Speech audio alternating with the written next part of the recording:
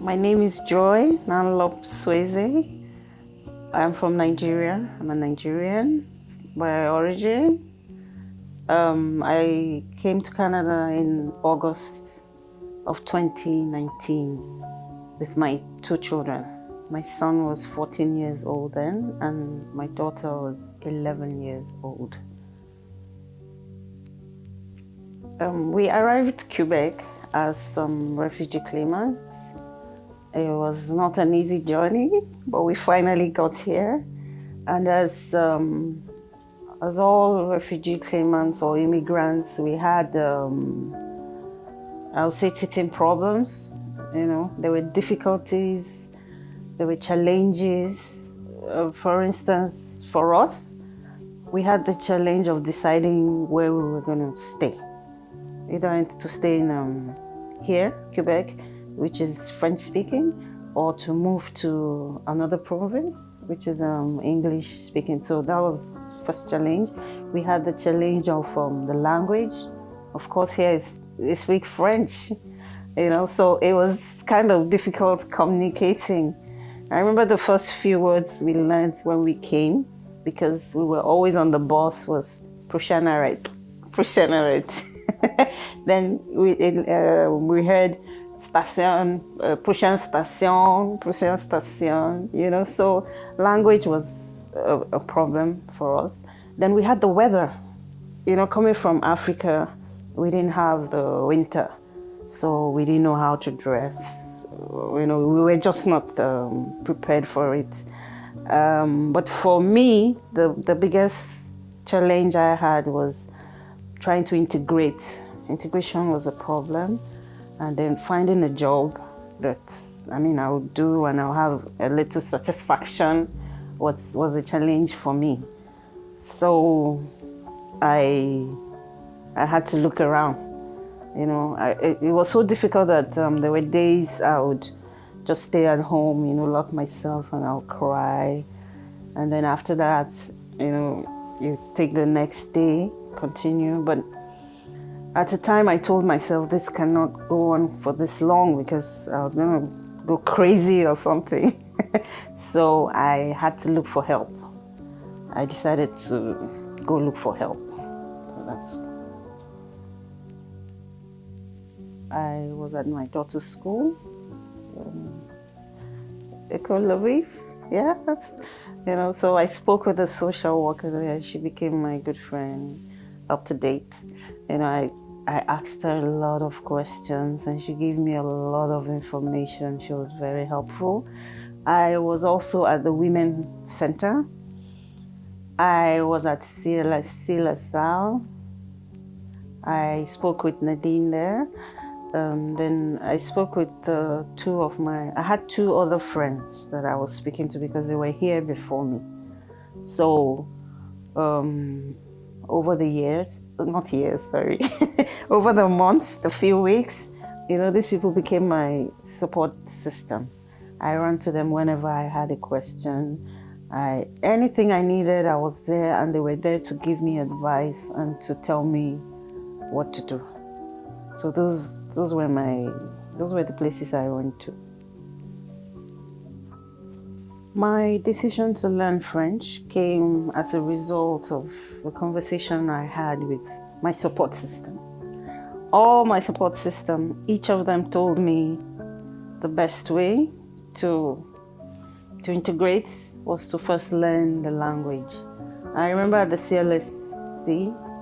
at the Montreal Women's Center, the person I spoke with, she said to me, once you get to a community or a society that is new, the best way to integrate is to first learn the language. You know, that's the only way you can have a breakthrough.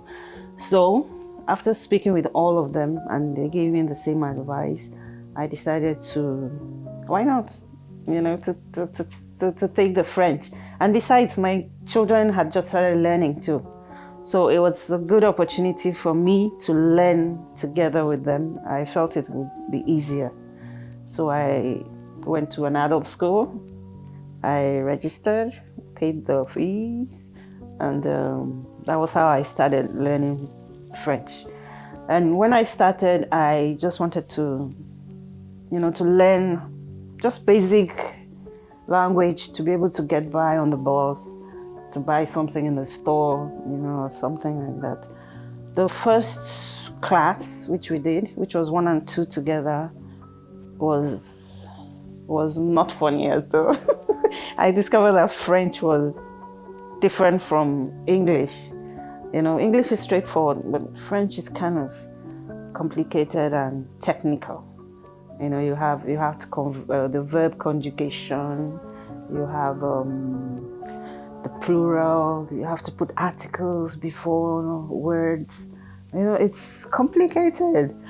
So when I wrote the first exam and my results came out, I was on the border, and my professor or my teacher then said to me, "Joy, why don't you repeat this? You would have a better understanding instead of moving to the next class and then you have to come back to learn, to solidify on what you had already been taught." So I didn't really like that. So I went back to this support system I told you about, and I told them what had happened to me. Funny enough, they all said the same thing. They encouraged me to go back and do it again. And so I went back. But this time I was like, if I'm going to do it again, I have to do it well. I'm going to learn how to write it. I'm going to learn how to speak French very well and read.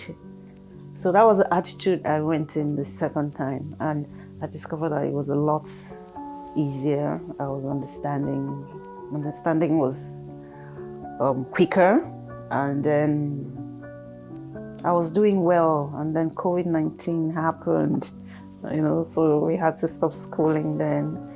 And then later on we started the virtual class, but it wasn't the same because it's not the same when you're in the class and when you're doing the virtual class.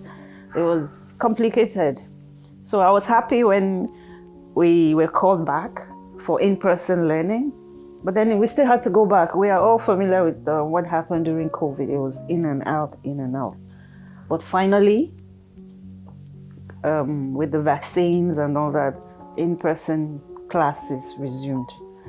So I was enjoying my classes. I got up to class 5, level 5. And then one day when I was coming back from work, I got a call that my daughter had been taken to hospital.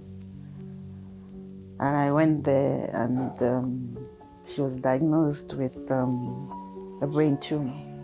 We never knew she had it. Never knew it was there. So that put a hold on schooling and some other stuff for me because I had to pay more attention to that. So I stopped schooling at that level. And then she was okay because she had surgery, and I was back. I went back to class. I had to do the class 5 again, which I did. I passed the exam. I was in level 6. And then a day before the exam, to go to level 7, and the same thing happened. The doctor called me and said after an MRI test, they had to do an emergency surgery again the following day. So I couldn't write the exam again because I was not in the right set of mind. Everything stopped for me again, so I stopped schooling. But I didn't stop speaking French. I still speak it, and I hope that after the radiation therapy, because she's going through radiation therapy, after the therapy, I'm going to go back, but I would have to repeat level 6 again and then write my exams and hopefully finish. But it's been a roller coaster, but all things have been moving. So French. I'll continue to speak French. I love it. Learning the French has done a lot of good for me because I wouldn't be staying in Montreal or Quebec if I didn't learn the French. Now I can move anywhere in the society. I can go into a shop. I can meet somebody on the street, or in a bus, and I strike a conversation. Then somebody talks to me and I'm able to respond. I understand, the language now. In my home, the language has brought us together. I'm closer with my kids now because we do a lot of stuff now together, French-wise. Our homework, we do it together. I check their work. Now I can read letters. Before, if I receive a letter as in French or a mail, I'll be like, oh my God, how am I going to read this? I don't understand. What is wrong with Quebec? Can't they just send this thing in English? And it gives me a lot of stress. But now, I don't care. I just open it. Sometimes I may not understand everything, but I see words that I know. I see verbs I know. And, the whole thing just comes together and it clicks and I understand what they're saying. My kids and I, we watch movies in French. We listen to the French news in the car. I listen to the FM. Sorry, is it FM you call it? In French, so it's really done me a lot of good. I don't know what I would have done if I didn't take that step. Quand j'ai commencé à prendre les cours en français, quand j'ai commencé à prendre les cours en français, mon ami m'a dit que non, j'ai dit tout le temps. J'ai dit tout le temps, français c'est difficile, Mon ami m'a dit que d'arrête de dire ça. Je vais vous dire que c'est possible si vous persévérez.